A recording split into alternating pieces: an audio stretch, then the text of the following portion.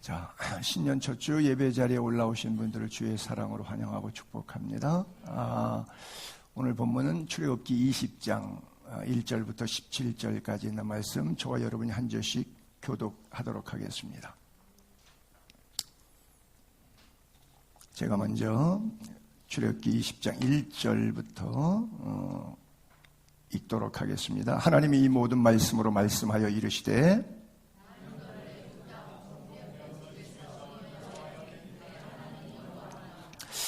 너는 나 외에는 다른 신들을 내게 두지 말라.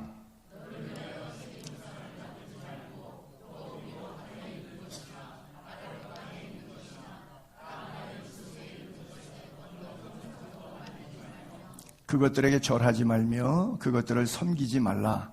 나 내 하나님 여호와는 질투하는 하나님인즉 나를 미워하는 자의 죄를 갚되 아버지로부터 아들에게 3, 4대까지 이르게 하거니와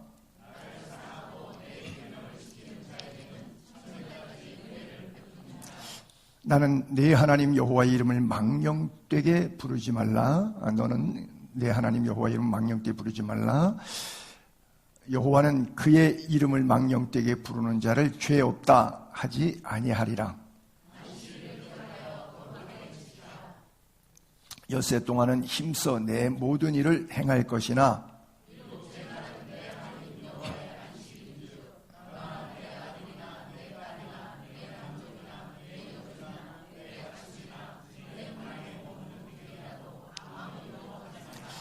이는 엿새 동안에 나 여호와가 하늘과 땅과 바다와 그 가운데 모든 것을 만들고 일곱째 날에 쉬었음이라. 그러므로 나 여호와가 안식일을 복되게 하여 그날을 거룩하게 하였느니라.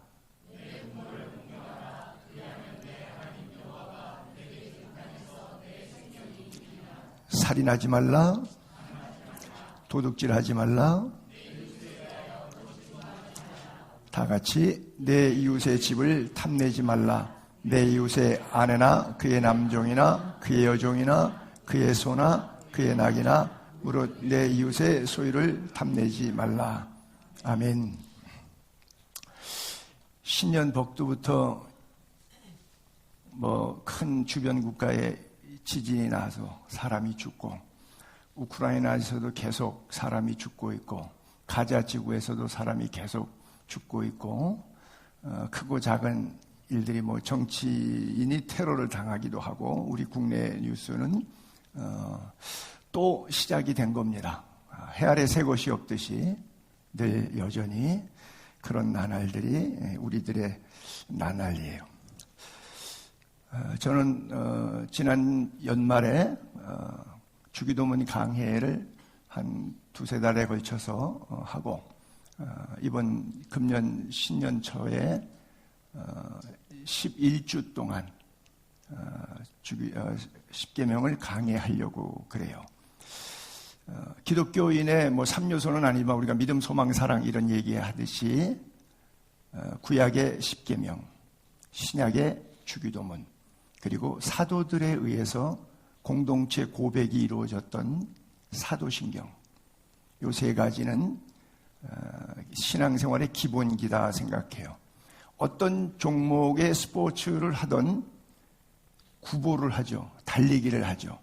왜냐하면 종목과 관계없이 기본기 체력을 키우기 위해서. 신앙의 형태 여러 가지가 있죠. 예를 들어서 목사 하나만 해도 외국 사람들에게 나가서 복음을 전하는 사람, 저처럼 외국에 있다가 국내에 다시 들어와서 한국에 있는 사람들에게만 복음을 전하는 사람, 또는 어떤 사람은 목회자를 양성하기 위해서 교회나 선교나 이런 것들 관심 없이 그냥 교사로서 후학들을 양성하는 신학교 사역, 다양하게 부르심이 있듯이 여러분들이 신앙생활하는 것도 여러분들이 갖고 있는 직업이 다양하듯이 각자 다양한 삶 속에서 하나님을 경외하는데, 그러나 그 아무리 많이 수천 수만 가지 다양함 속이 있다고 할지라도 그 속에는 세 가지 기본기가 있어야 돼요. 그래서 여러분들이 이 세 가지를 꼭 잘 기억했으면 좋겠다. 건물을 아무리 123층짜리 빌딩도 있고 그런데 높이 지어도 사실은 보이는 부분보다 더 중요한 것은 땅 속에 있는 기초 부분이에요.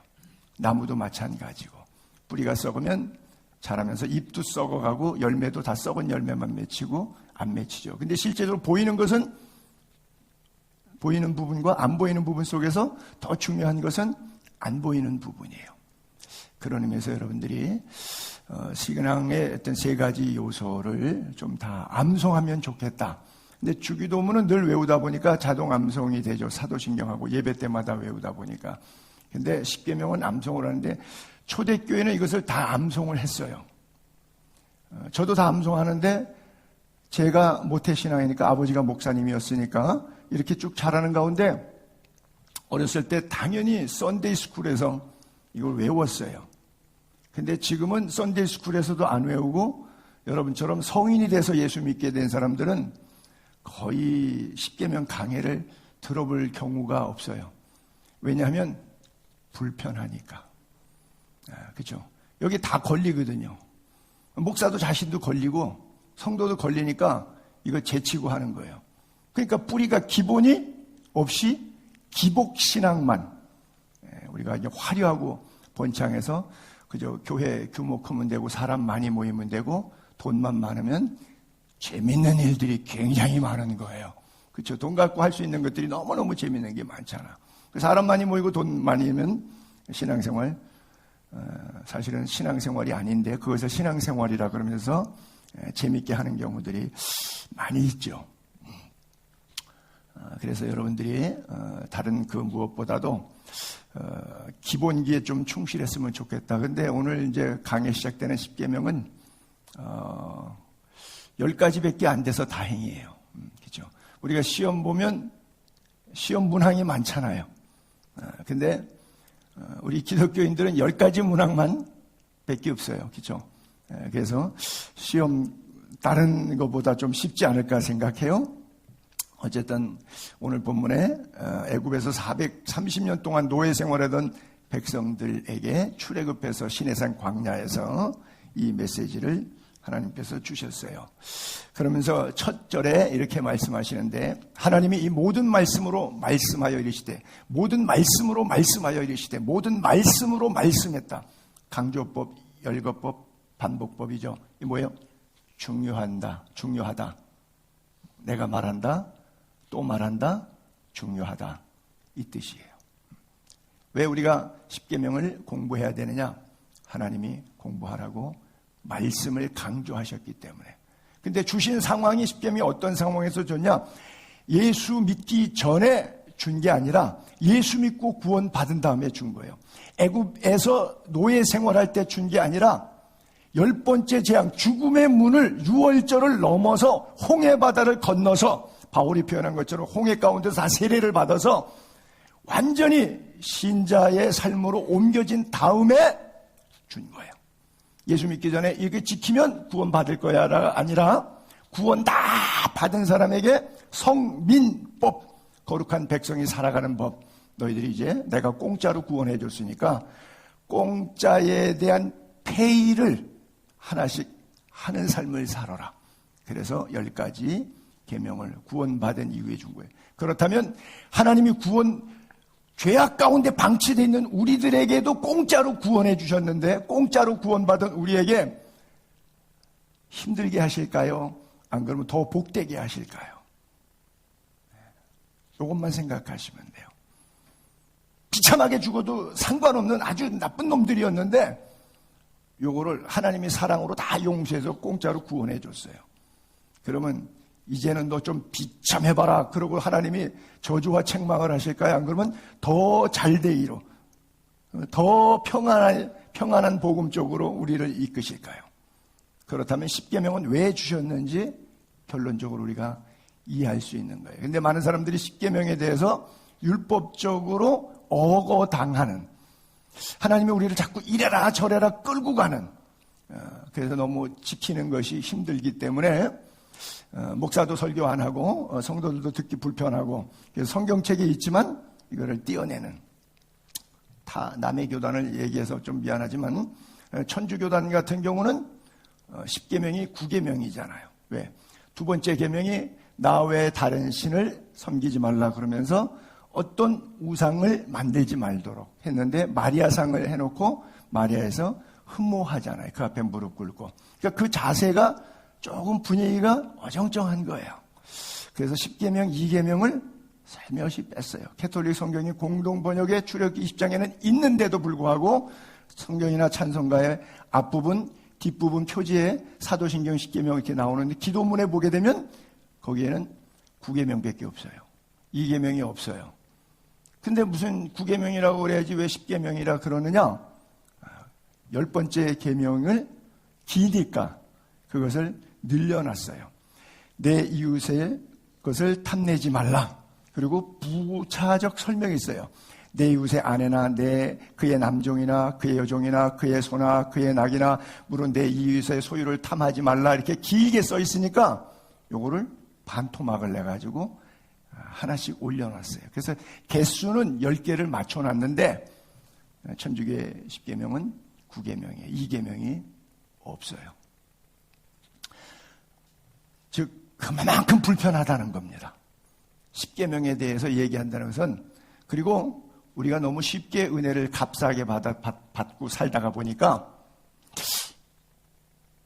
이거 율법이잖아. 10계명으로 구원 얻는 것 아니잖아. 그러니까 구원만 받으면 되니까 구원만 이거 필요 없어 라고 해서 10계명과 율법에 대해서 터부시하는데 하나님이 주셨기 때문에 터부시하면 안 되는 거고 하나님이 구원받는 조건으로 주신 게 아니라 구원받은 이후에 인간 사용 설명서 너 인간이 어떻게 사는 것이 가장 행복한 길이다. 왜? 내가 너 만들었거든. 하나님이 인간을 지으셨기 때문에 흙으로 인간을 지으시고 하나님의 영을 생기를 불어넣으신 하나님이 인간의 체질과 영성을 가장 잘 아시니까 요 하나님이 만든 작품이 어떻게 하면 더 건강하게 영적으로 육적으로 살 수 있는가? 그 다음에 대인 관계에서 나도 행복하고 남도 행복한 관계를 이룰 수 있는가? 그래서 대신 관계와 대인 관계의 가장 행복점을 삶의 행복의 클라이막스를 가르쳐 주시기 위해서 주신 것이니까 이것은 사랑의 메시지고 은혜와 축복의 메시지지 나를 억어하게 되는 그런 우리가 생각하는 율법적 개념으로 이해하지 않으면 좋겠다라고 하는 거예요. 세상 법은 그런 거예요. 2007년도인가요? 2006년도인가? 대법원에서 이 간통죄 문제가 막 나왔을 때 남자들이 뭐 바람 피는 남자들이 수태내잖아요. 근데 이제 여자들한테 걸리면 아내한테 걸리면 간통죄로 고발하니까 개망신 당하고 뭐 강제 이혼 당하고 재산 뺏기고 그러니까 이 불편하니까 남자들끼리 그냥 이렇게 또 국회의원들이 뭐 법 이렇게 올리고 또 뭐 법조인들이 올리고 그래서 대법원에서 판결을 했는데 그래도 나이 먹은 세대는 그래도 아내에게 정절을 지키고 결혼 서약할 때 뭐 검은 머리 팥불이 될 때까지 지키겠느냐? 예 했으면은 죽을 때까지 지켜야지. 근데 그래서 그때 8대1로 8대1로 폐지하면 안 된다. 이래서 계속 존속했어요. 그러다가 한 15년 정도 지났을까 2000년대가 다가와 갖고서는 또 상정됐어요.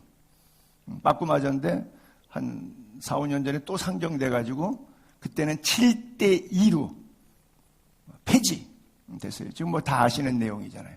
폐지. 여러분 그러면 아내에게 대의를 안 지켜도 괜찮으니까 대한민국 이렇게 말하면 좀 이상한데 대한민국 여성들이 바람난 여성들이 굉장히 많아요. 그래? 뭐 어차피 관통죄 없잖아. 뭐 너만 그러고 다니냐? 뭐 나라고서는 손해볼 수 없잖아. 그래서 자녀와 가정에 대해서 소홀하는 여성들이 대한민국에 많습니다. 남자들이 지네 좋으려고 만들었다가 지네 가정 어려움 당하게 생겼어요. 문제는 그게 아니라 이 법이 15년 간격으로 이때는 안 되는 거였는데 이때는 되는 거가 됐다. 법의 기준이 뭐예요? 15년 만에 이렇게 바뀌어도 되는 거가 법이에요? 물론 물수변에 있을 거자를 쓰는 게 한자의 법이니까 물 흘러가는 데 있는 게 법이죠.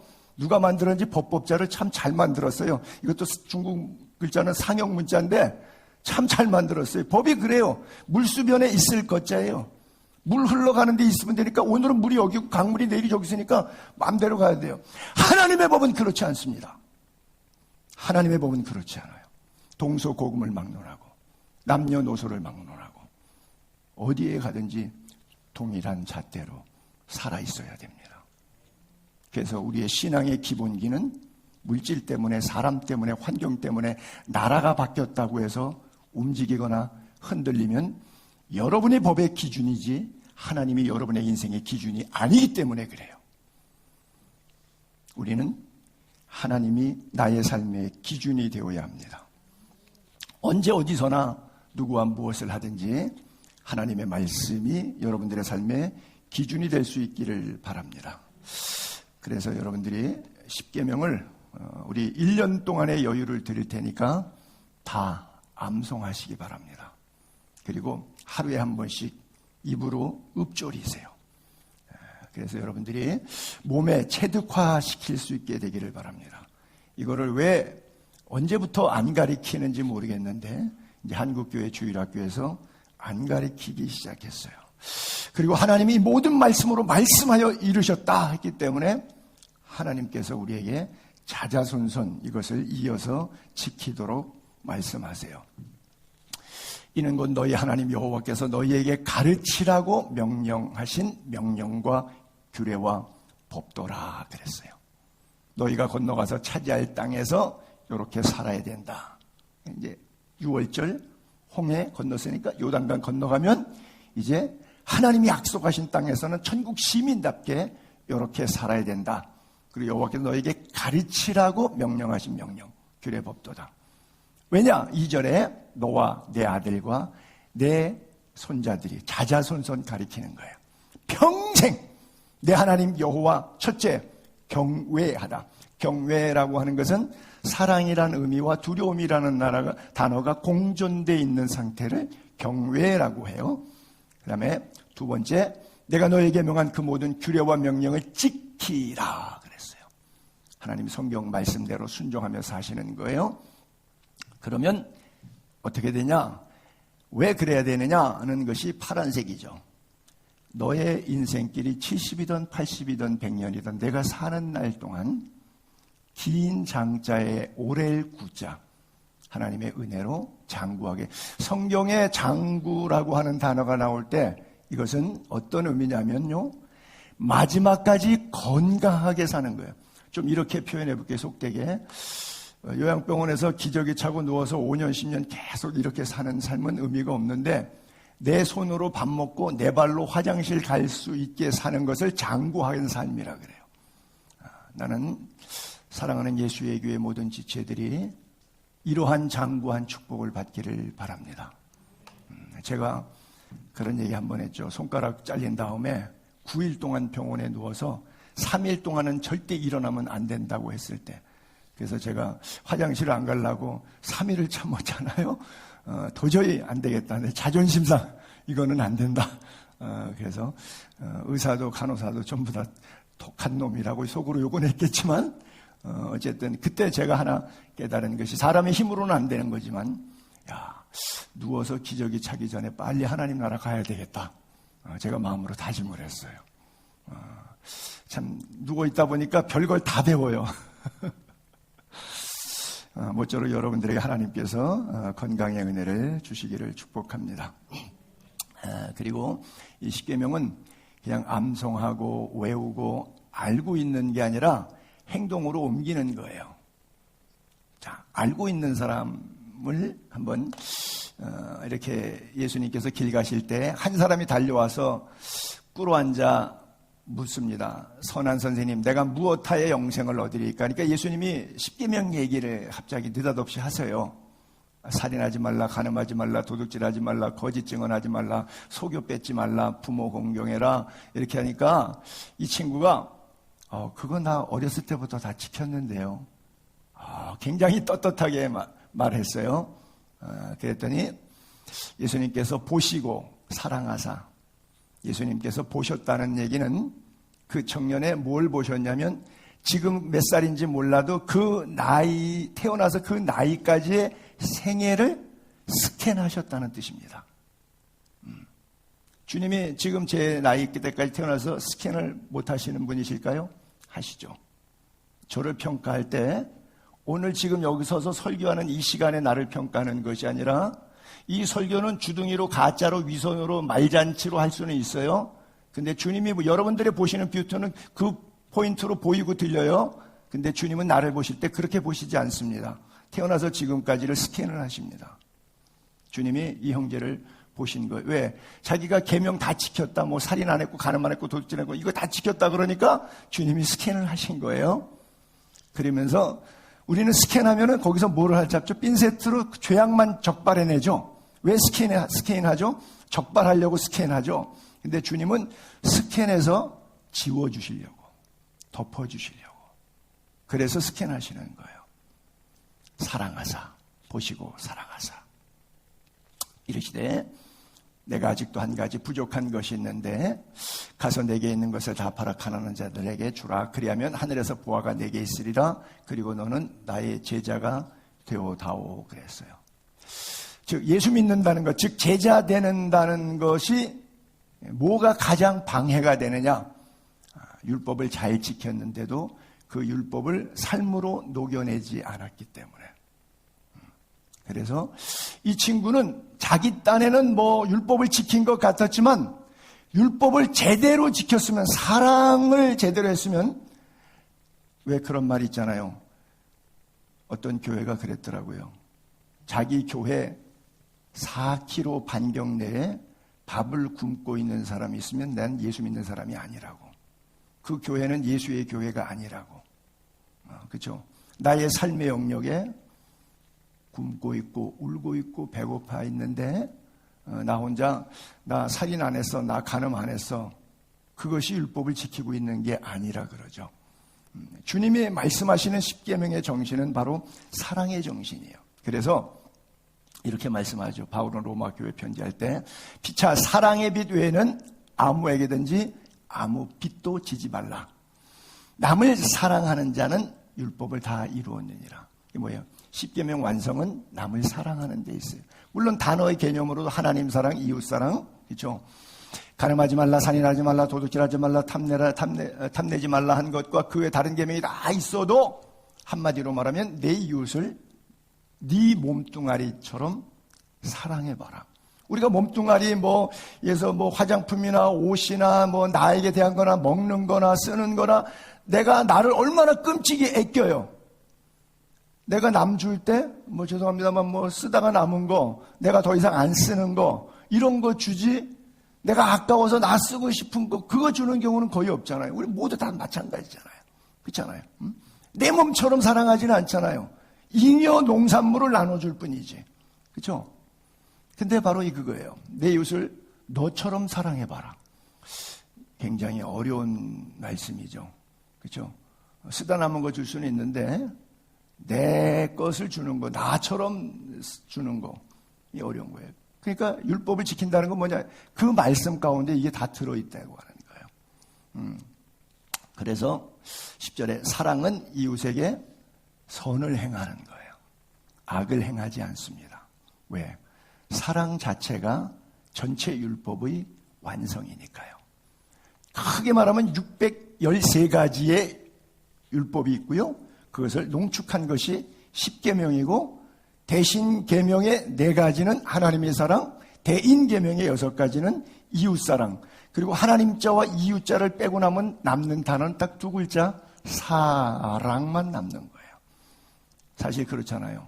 여러분이 일생 살고 돌아가셨어요. 우리 다 죽었어요. 그때 우리의 후손이 우리에 대해서 기억나는 게 있을 때 뭐가 기억날까요? 뭐가 제일 감동될까요? 우리가 화난 거, 우리가 미워했던 거, 우리가 싸워했던 거, 이런 기억들이 나겠지만 그것은 나쁜 의미로서 기억이 남을 것이고, 감동을 주었던 것으로 남을 기억이 있다면 어떤 걸까요? 사랑했던 것만 남겠죠. 그분은 정말 나를 사랑해서, 세상에 그분처럼 나를 사랑해 준 사람이 있을까? 그것이 아내이든 남편이든, 그것이 부모이든 자식이든 간에. 그렇죠? 그래서 후회 없는 사랑 마음껏 나누다가 하나님 나라 갈 수 있기를 바랍니다. 그래요. 이 세상 십계명 하나님 말씀대로 율법대로 산다면 이 율법은 구원과 상관없다고 치부해버리는 게 아니라 정말 구원 받았기 때문에 예수쟁이들이 교회 나오는 교인들이 제발 하나님의 말씀 구약 붙잡고 살 수 있다면, 만약 다 예수 믿는다면 이 지구상에는 교도소가 필요 없고 경찰서가 필요 없어요. 옛날에 김구 선생님이 그랬는지 고당 조만식 장로님이 그랬는지 모르겠는데 제가 들은 얘기로 글로 읽은 게 아니라서 정확한 기억이 없는데, 경찰서 10개를 짓지 말고 예배당 하나를 지어라 그랬어요. 경찰서 10개 져서 도둑놈 잡는다고 사회 정화시킨다고 해봐야 경찰서 20개 또 줘야 돼. 근데 예배당 하나 져서 사람들을 모아놔서 하나님의 말씀대로 사는 이 원리를 가리키면 경찰서 10개 짓는 것보다 예배당 하나 짓는 게 낫다는 거죠. 저는 똑같은 얘기를 한국의 저출산 문제에도 대입하면 마찬가지일 것 같아요. 10수년 동안 150조를 투자했지만 인구는 더 줄었어요. 45만 명 출생할 때 이러다가 큰일 나겠다. 그래서 45만 명 때부터 국회에서 출산 장려금 지급하면서 시작했는데 150조 쓴 지금에 24만 명 출생하더라고요. 그럼 이유는 뭘까요? 설명할 필요 없죠. 우리 안에 사랑의 마음이 부어진다면, 이것을 율법으로만 치부하지 않고 하나님의 사랑의 메시지라고 깨달아진다면 사회는 밝아질 것이고 가정도 밝아질 것이에요. 우리가 여러분이 만약에 천국 시민권자이시라면 이 율법은 너무나 쉬운 거예요. 당연히 지켜질 수밖에 없는 거예요. 십계명이라는 것이 하나님께서 은혜의 도구로, 통로로 우리에게 주셨다. 꼭 그렇게 이해되기를 바라고요. 사실은 3,500년 전에 모세가 출애굽했을 때 시내산에 갔을 때 석 달째 45일째 벤또가 도시락이 떨어져가지고 홍해 만나 사건이 나오고요. 그 다음에 45일 정도 더 간 다음에 석 달째 되었을 때 시내산에 가는데, 시내산에서 1년 동안 머물면서 40일 왕복 2차례 하면서 전체 하나님의 율법을 613가지 율법을 받아서 백성들 앞에 선포하게 되고, 특별히 하나님이 친히 돌에 써주신 것이 돌판 2개가 십계명인데, 모세가 산에서 내려올 때 증거판 그의 손에 있고 그 판의 양면 이쪽 저쪽에 글자가 있는데, 자, 그 돌판 하나님이 만드셨어요. 그 다음에 두 번째, 그 글자는 하나님이 친히 쓰셨어요. 판에 새겨서 주셨어요. 그래서 법궤 안에 만나가 들은 항아리, 아론의 쌍난지팡이, 그리고 십계명 돌비가 2개가 들어갔는데, 그것은 오리지널이 아니라 가리지널이에요. 저거 깨졌잖아요. 금송아지 때문에. 여기에서 우리가 고민해 볼 문제가 하나 있어요. 보세요.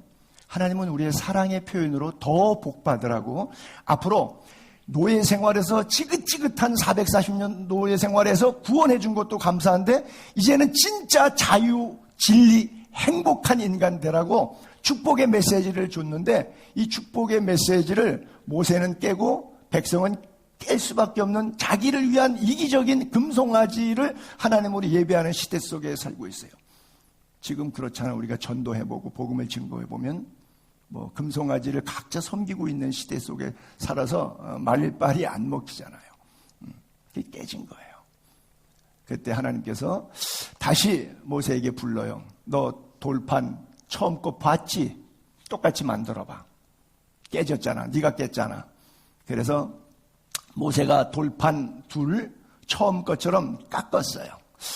3,500년 전에 연장 제대로 좋지도 않을 텐데 아마 돌 갖다가 똑같은 사이즈 비슷하게 깎다가 또 깨지고 깎다가 또 깨지고, 저거 아마 몇 번 깨트리다가 나중에 어렴풋하게 완성됐을 것 같아요. 제 생각에는 그것을 손에 들고 시내산에 올라가냐. 아까는 시내산에서 내려온다 그러는데 여러분, 돌 들고 내려오는 게 편할까요? 돌 들고 올라가는 게 편할까요?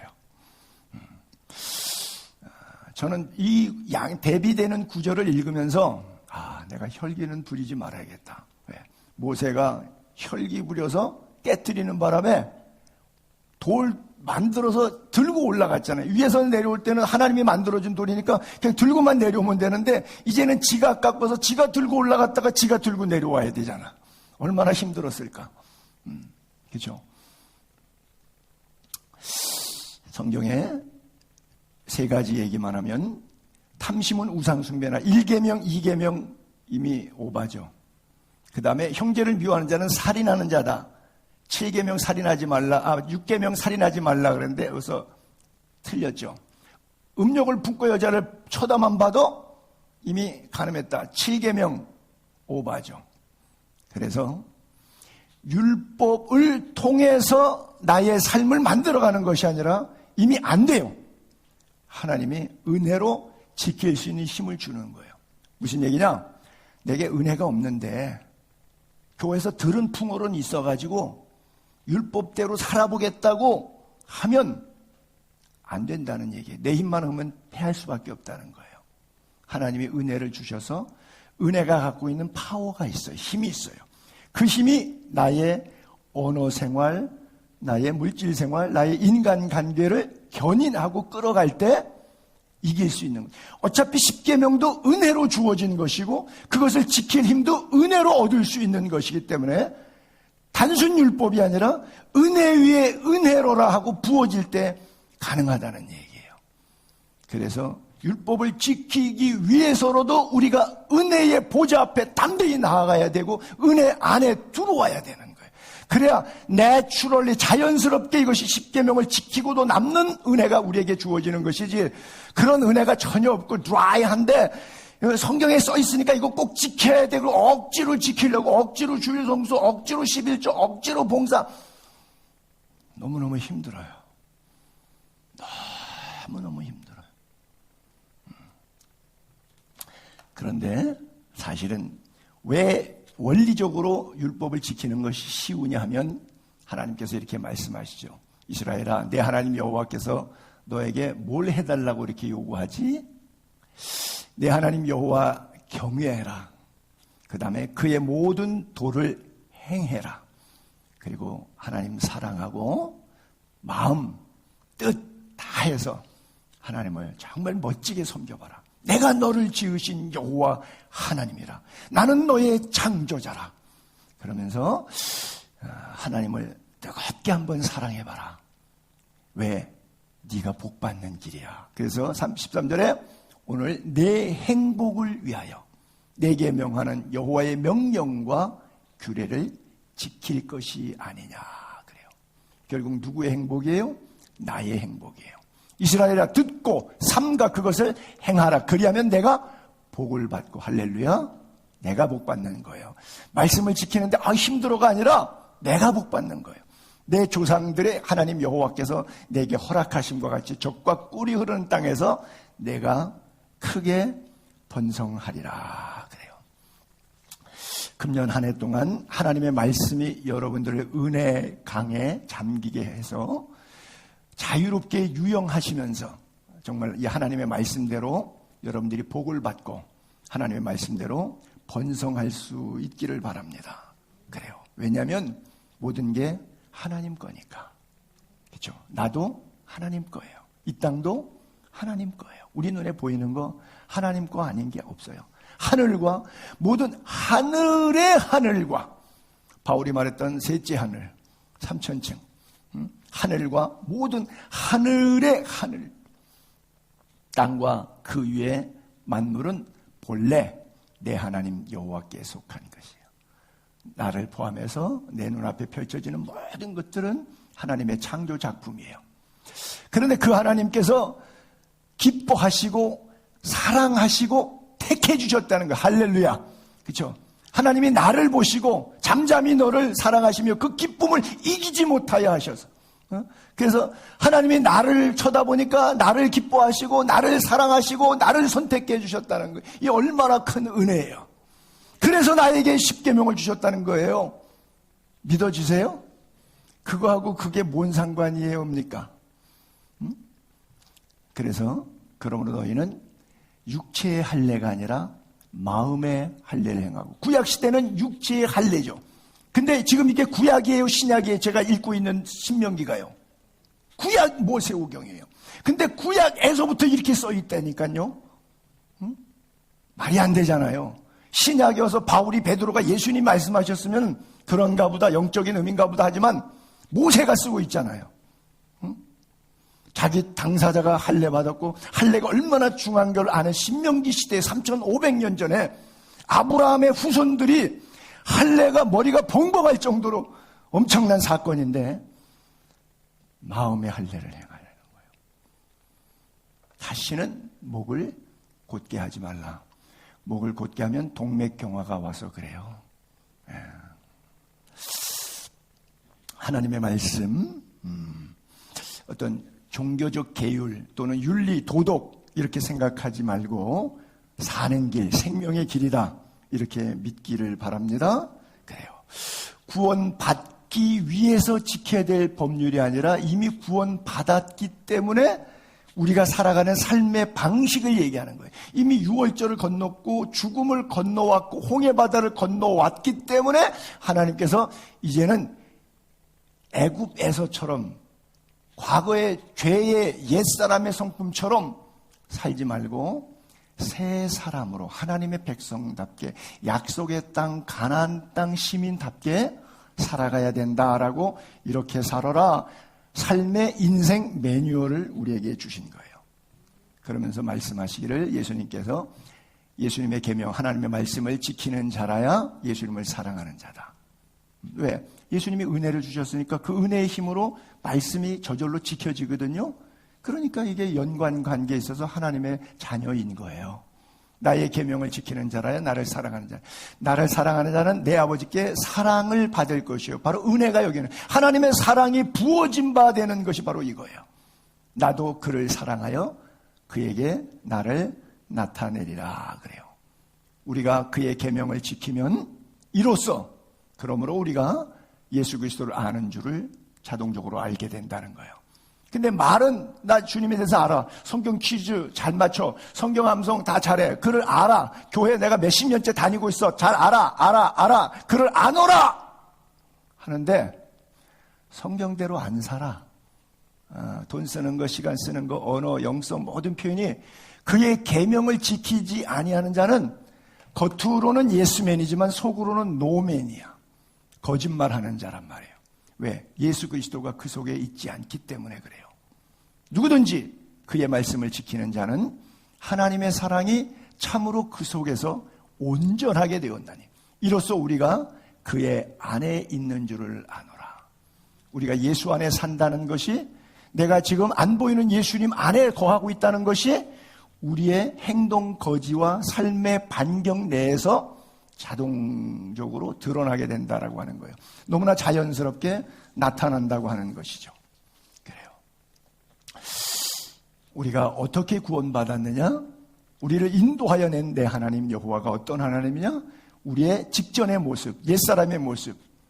너를 애굽 땅 종 되었던 집에서.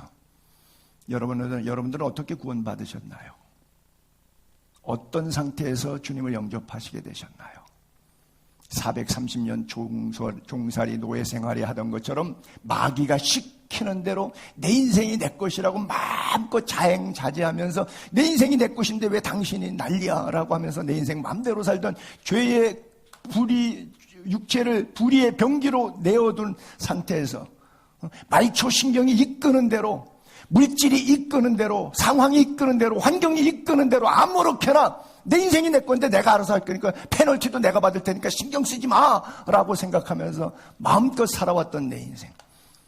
그 속에서 주님께서 찾아오셔서 어느 날 내 영혼을 부르시고 나를 인도하여 내신 여호와 하나님입니다. 그리고 이제는 옛사람을 벗고 새사람을 입으라. 그렇게 살지 말라 불러주신 거예요.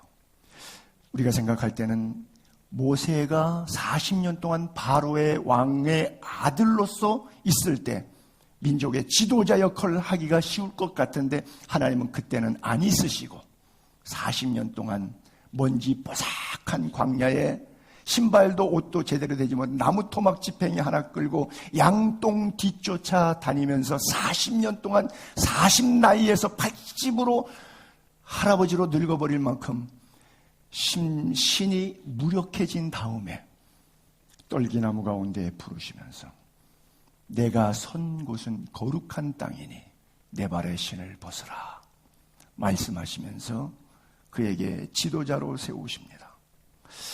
오늘 하나님께서 우리를 향한 거룩한 부르심 똑같은 것 같아요.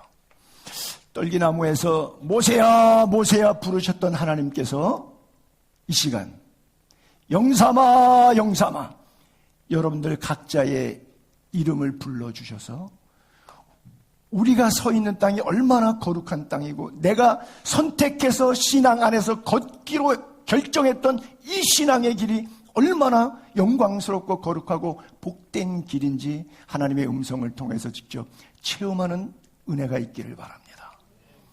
그래서 여러분들의 신발을 벗는 여러분들의 삶과 여러분들의 자존심과 여러분들의 생애를 주 앞에 벗어내어놓고 주님이 원하시는 그 거룩한 땅을 향해서 가도록. 사실은 하나님께서 내가 선 곳은 거룩한 땅이니 모세가 들을 때 마음이 동의가 안 됐을 것 같아요. 왜? 왕궁에 있을 때 이렇게 잘 나갈 때 하나님께서 불러주시지 그때는 나를 안 써주시고 이제 40년 동안 나 완전히 손 다 털었는데 아무 힘도 없는데 그리고 40년 생각해보니까 인생 전반전 40년은 먹고 살만했고 화려했는데 후반전 40년은 아무리 생각해도 이 미디안 광야가 거룩한 땅이 아니 내 삶에 왜 이런 고통이 왔느냐라고 생각했던 땅이지 이게 거룩한 땅이 아니야. 모세에게 있어서는 전혀 거룩한 땅이 아닙니다. 아이고 내 신세야. 인생 한탄의 땅에 40년의 그 미디안 땅에서 주님은 말씀하십니다. 내 생각과 반대로 나는 인생 한탄, 내 인생 쫑난, 내 인생 망가져서 할 수 없이 피난 나와서 살고 있는 이 내 인생의 교도소와 같은 이 땅인데 주님 나에게 거룩한 땅이라고 말씀하세요. 여러분들이 살아왔던 병들고 망하고 아프고 힘들었던 미디안의 40년 세월은 하나님 앞에 섰을 때 하나님 왜 내 인생에 이런 불행이 왔지요? 왜 내가 뭘 잘못했다고 나에게 이렇게 힘들게 하시지요? 라고 여러분들이 고통하며 전류하고 하나님을 원망할 때 하나님은 이 아침에 말씀하십니다. 너의 삶이 거룩하다. 내가 선 곳이 거룩한 땅이다. 이제는 신을 벗어라. 삶을 나에게 양도해라. 너의 생명의 주인이 나다. 그리고 새로운 일어나 빛을 발할 수 있는 새로운 사명의 길을 가라. 말씀하십니다. 인도하여 낸 하나님, 과거형입니다. 그리고 그 하나님이 모세를 부르실 때 앞으로 인도자로 세우십니다. 모세만큼 미디안 광야의 길을 잘하는 사람이 있을까요? 그렇잖아요. 그래서 모세는 이스라엘 백성들을 좌로 우로 물론 구름기둥 불기둥으로 인도하지만 광야를 40년 동안 걸었던 모세가 이스라엘 백성을 40년 동안 그 길을 인도해냅니다. 마치 요셉이 고난 속에서 종살이 옥살이를 통해서 총리 역할을 잘 감당할 수 있는 훈련의 과정이었기 때문에 요셉에게는 답답한 순간이었지만 하나님께서는 그를 거룩하게 만드는 순간일 수밖에 없었던 것처럼 오늘 우리에게 말씀을 주시는 하나님께서 내 인생에 답답했던 모든 순간들이 종합적으로 합력하여 바라볼 때 하나님의 선이 이루어지는 과정이라고 하는 사실을 믿음의 눈으로 볼 수 있기를 바랍니다. 하나님이 내게 말씀하시는 그 거룩한 음성이 들려지는 은혜가 있기를 바랍니다. 그래서 십계명은 사랑입니다. 마지막으로 마태복음에 예수님께서 이런 말씀하시죠. 내 마음을 다하고 목숨을 다하고 뜻을 다하여 주 너희 하나님을 사랑하라. 그것은 첫째 되는 크고 첫째 되는 계명이다. 둘째도 그와 같으니 내 이웃을 내 자신과 같이 사랑하라 하셨으니 이 두 계명이 온 율법과 선지자의 강령이라. 613가지를 10계명을 포함한 온 율법, 그리고 오고 가는 모든 세대 속에서 공법, 공의 하수처럼 강물처럼 흘려보냈던 아모스나 이사야나 예레미야나 에스겔이나 다니엘과 같은 모든 선교사, 선지자들이 오고 가는 세대 속에 남기신 하나님의 말씀에 강해했던 성령의 역사들, 모든 선지자의 강령들 다 토탈한 것과 모세의 오경의 율법에 다 구약을 통틀어서 다 계명을 한마디로 하나님 사랑, 이웃 사랑, 그것이 오늘 우리에게 계명을 주신 하나님의 사랑의 이유입니다. 하나님께서 이미 약속하신 축복의 말씀들 금년 한 해 동안 모두 순종해서 응답받고 기쁘게 누리는 저와 여러분 될 수 있기를 주님의 이름으로 축복합니다.